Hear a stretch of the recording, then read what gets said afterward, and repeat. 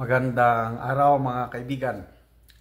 Pag-usapan natin ngayon ang panibagong dagok o sampal, kahihiyan sa administrasyon ni PBBM at ni Speaker Martin Romualdez.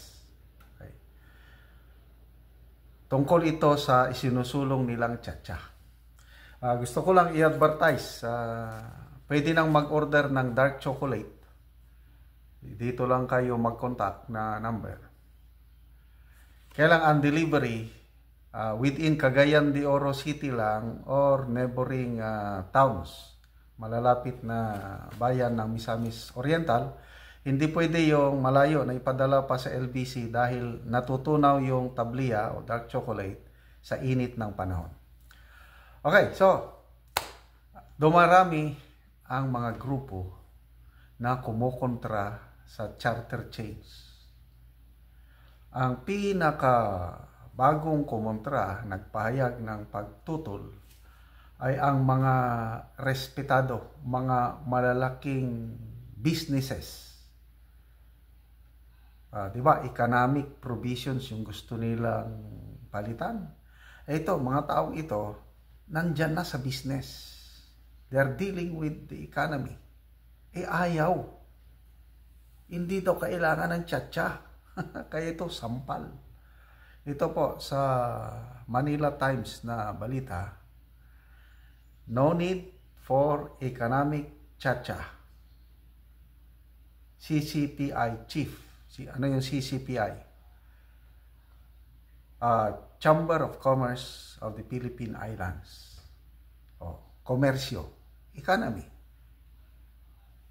So, nagsalita na po ang presidente ng Chamber of Commerce of Philippine Islands, si Mr. Jose Luis Yulo Jr.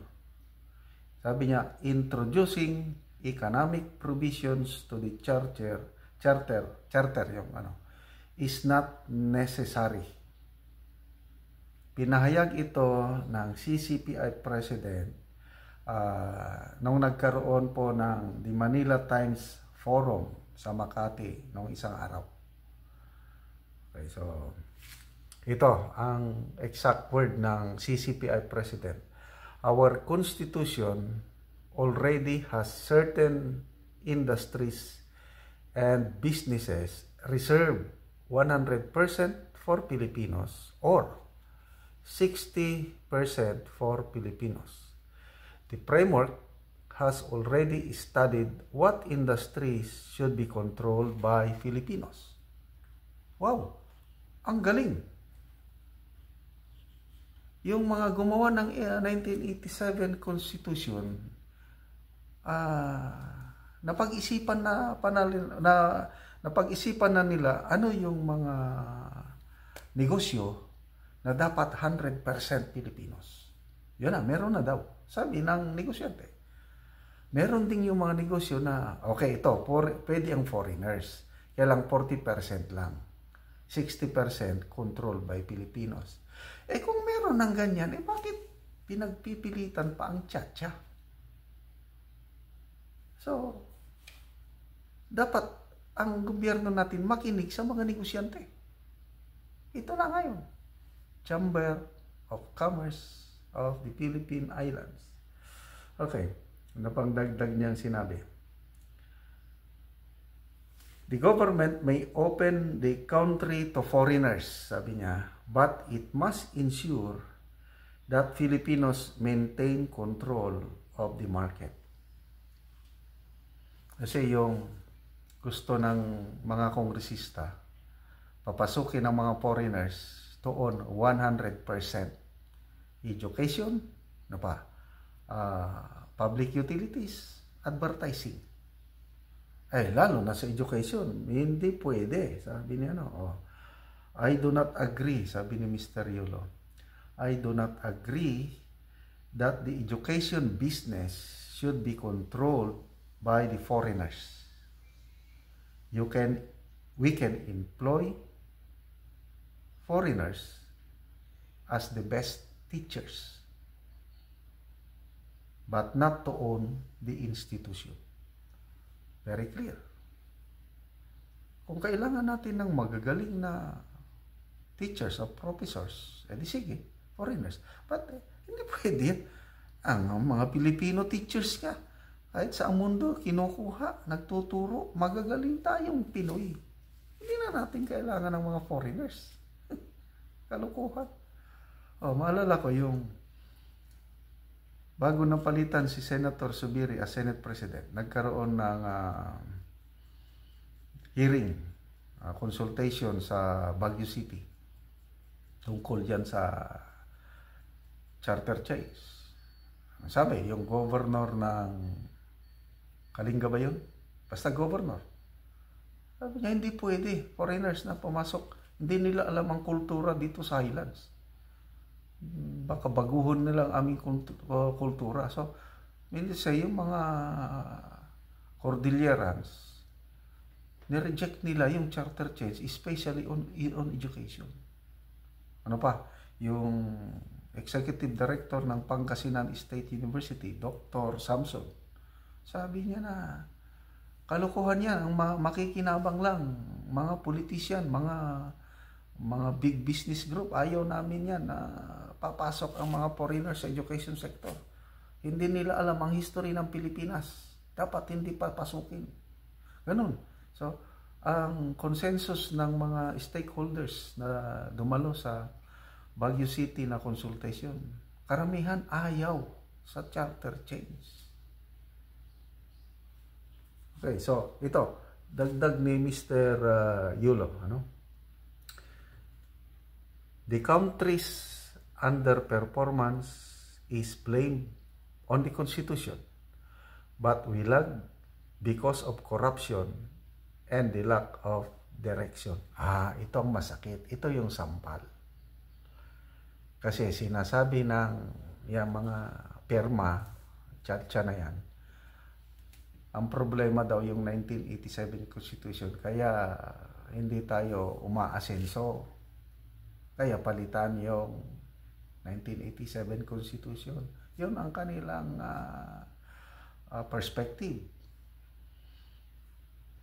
Sabi ng presidente ng Chamber of Commerce of the Philippine Islands, hindi, yan ang rason. Ang rason is corruption and lack of direction. Saan ang corruption? Di nasa gobyerno. Who is directing the country? Di yung presidente.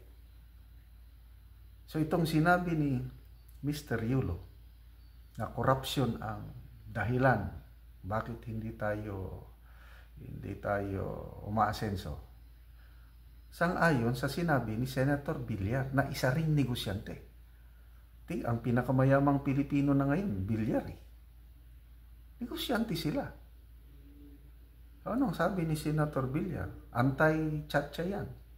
There's no need. Sabi niya, ang dahilan bakit ang problema is corruption and red tape. So, narinig mo na ba ang Pangulo sa kanyang mga pronouncement na yung kanyang programa na anti-corruption program? Wala akong ano lang, bagong Pilipinas lang ang sinasabi niya.